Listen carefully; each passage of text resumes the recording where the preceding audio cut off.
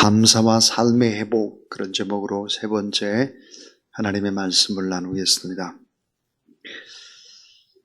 17세기 네덜란드의 화가였던 루돌프 바크휘센이라는 사람은 바울의 파선이라는 작품을 남겼습니다. 이 바크휘센은 폭풍우를 뚫고 간신히 섬에 도착한 바울의 일행의 모습을 실감나게 그림으로 표시하고 있습니다. 오늘 성경 본문이죠.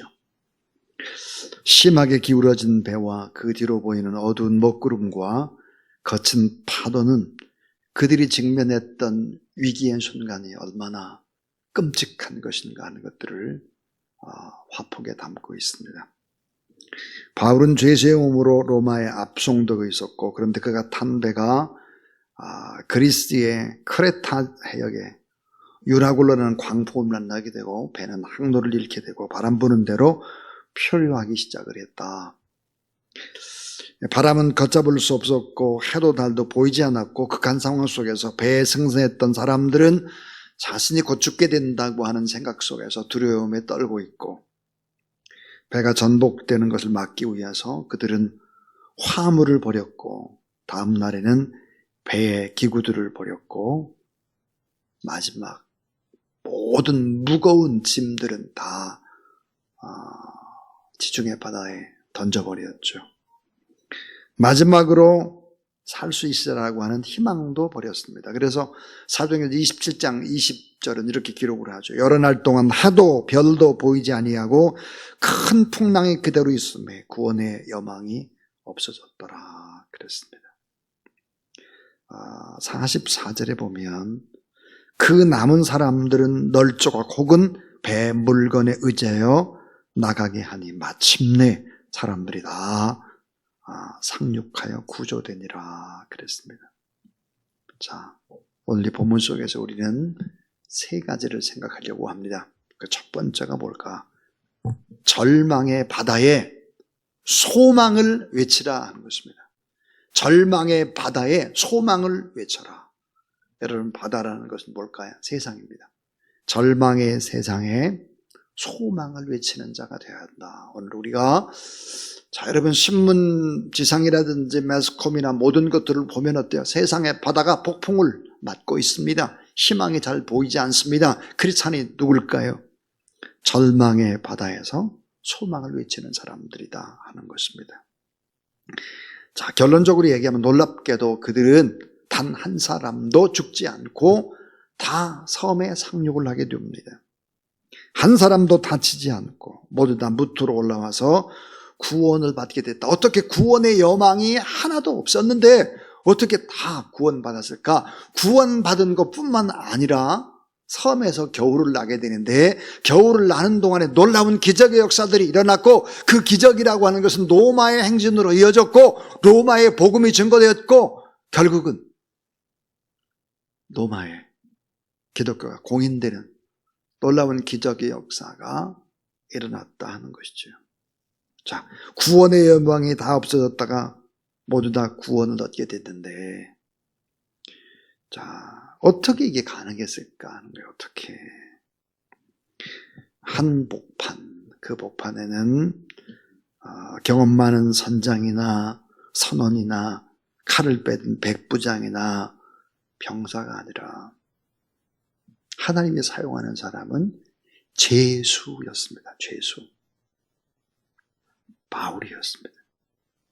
담대하게 이렇게 얘기를 하죠. 23절부터 25절 우리가 읽었던 말씀 가운데 바로 지난밤에 나의 주님이시오 내가 섬기는 분이신 하나님의 천사가 내 곁에서 바울아 두려워 마라. 너는 반드시 황제 앞에 서야 한다. 보아라. 하나님께서는 너와 함께 타고 가는 모든 사람들의 안전을 너에게 맡겨주셨다. 이렇게 말씀을 합니다. 그러면서 어떻게 있을까요? 여러분, 힘내세요. 두려워하지 마세요. 다 안전합니다. 하나님이 말씀하신 그대로 난 되리라고 믿습니다. 자, 선원들마저 배를 버리고 슬금슬금 도망칠 궁리를 하면서 슬쩍 거룻배를 풀어서 내리고 있을 때 바울은 흔들리는 가판 위에서 담대히 희망을 선언하는 것입니다. 좌절하고 절망하는 사람들에게 희망을 선포하는 것이죠. 오늘 크리스찬이 누굴까요? 크리스찬은 절망의 바다에 소망을 외치는 사람이다. 절망의 세상에 소망을 외치는, 희망을 외치는 사람들이 바로 여러분이 되시기를 주의 이름으로 축원합니다. 자, 이 시대를 살고 있는 민족의 운명이 어떻게 달려 있을까? 대통령 새로 뽑으면 될까? 천만의 말씀이죠. 그 운명은 누구의 손에 있었느냐? 바울의 손에 있었어요.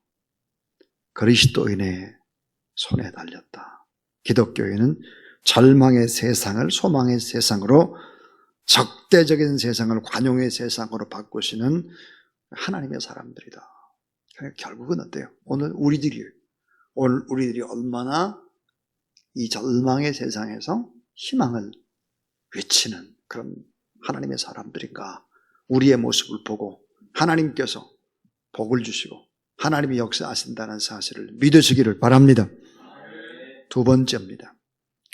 절망의 바다에서 참 믿음의 사람이 되자 하는 거예요. 자, 절망의 세상에서 참 믿음의 사람이 되자, 절망의 바다에서 참 믿음의 사람이 되자. 참 믿음의 사람. 사도 바울은 믿음의 사람답게 크리스찬으로 바르게 행동을 합니다. 절망의 바다에서. 1895년 명송황후가 시해되던 날 밤, 두려움과 공포에 휩싸인 고종 황제가 침전 밖을 향해서 아주 화급하게 외친 말이 있었습니다. 밖에 그리스도인 누가 없느냐? 밖에 그리스도인 누가 없느냐? 당시 선교사 언더우드가 급히 궁궐로 달려왔고 곧이어 헐버트가 그 뒤를 따라와서 고종과 함께 밤을 지새웠다. 그렇게 기록을 합니다. 에비스는 고종의 요청으로 황제의 신변을 지키며 먹는 음식마다 독이 있는지를 살펴보았고, 언더우드의 부인 닐리어스 호트는 독사를 두려워하는 고종에게 음식을 직접 조리해서 공급을 했습니다. 당시 고종의 아내를 지켰던 사람들은 다름이 아니라 언더우드 선교사 부부, 헐버트, 에빌슨, 닐리어스 등 기독교인들이 순번을 바꿔서 두려워 떠는 고종 황제를 지켰다는 거예요. 그 밖에 기독교인 누가 없냐?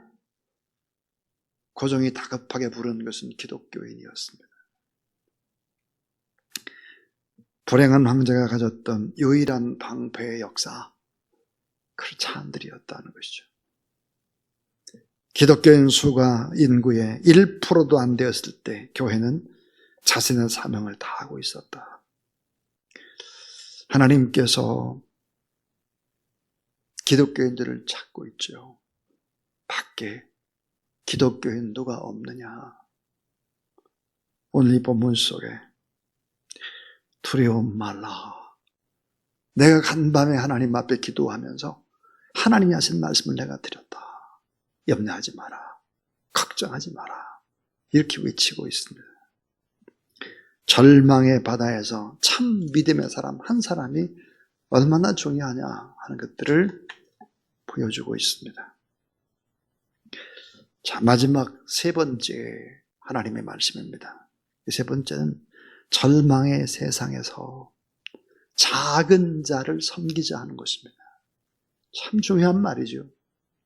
절망의 세상, 절망의 바다에서 작은 자를 섬기고, 그리고 그 섬기면서 하나님 앞에 감사하자 하는 것입니다. 자, 사도 바울이 죄수의 몸으로 로마로 압송당하고 엄청난 폭풍 속에서 14일을 바다 위에서 지내게 됩니다.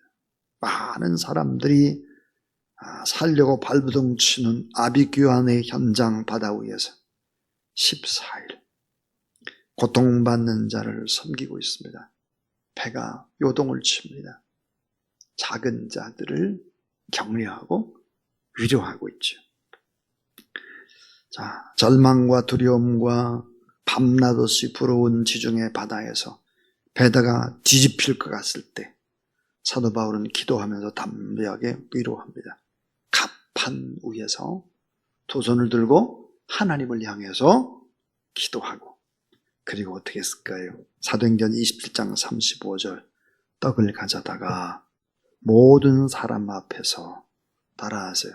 하나님께 축사하고, 갑판 위에서 하나님 앞에 축사하는 거예요.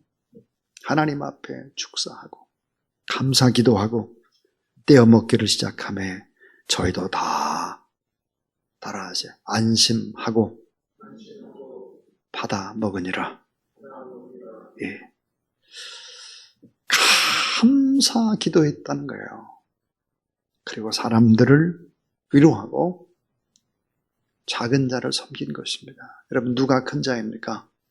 제수인 바울이 큰 자죠. 백부장이 큰 자입니까? 그 배에 탔던 276명이라는 사람 가운데는 엄청난 무역을 하는 사람도 있었고 높은 고관 대작도 있었습니다. 진정으로 큰 자는 누구였을까? 바울입니다. 그래서 작은 자를 섬겼다 하는 것이죠. 하나님이 말씀하셨습니다. 걱정하지 마세요. 두려워하지 마세요. 지난밤 내가 믿는 하나님이 말씀하셨습니다. 한 사람도 잘못되지 않습니다. 하나님이 지켜주십니다. 자, 믿음의 깊이는 뭘까요? 믿음의 깊이는 감사의 깊이고 확신의 깊이입니다. 감사는 행복을, 감사는 능력을, 은혜와 축복, 그리고 놀라운 권능으로 아름다운 결과를 나타내는 것이죠. 자, 감사는 내가 스스로 선택할 수 있는 것입니다. 감사는 나의 책임입니다. 나의 의지입니다. 나의 결단으로 할 수 있는 것이 감사입니다. 그래서 오늘 저는 세 가지 얘기를 했습니다.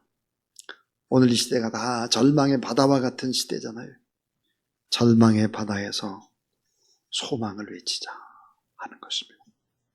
절망의 바다에서 믿음의 사람이 되자. 와, 저 사람 진짜야, 진짜. 절망의 바다에서 작은 자를 섬기며 하나님 앞에 감사하자 하는 것입니다. 다 살아났어요. 그리고 멜리데라는 섬으로 이들이 갔습니다. 그 섬에서 온전한 복음이 전거되기 시작을 하죠. 사실은 겨울 동안을 났으니까요, 그것에서 놀라운 아름다운 기독교 공동체가 생겨나게 되고 그들이 결국은 로마로 들어갑니다. 로마의 복음화 가능했던 것이죠. 기적은 어디에 있을까요? 바다에 있습니다. 삶의 문제에 있습니다. 고통 속에 있습니다. 오늘도 우리가 담대하게 하나님 앞에 기도해야 되는 이유, 크리스찬들입니다. 그 밖에 기독교에는 없냐? 다급하게 임금이 부르는 것입니다.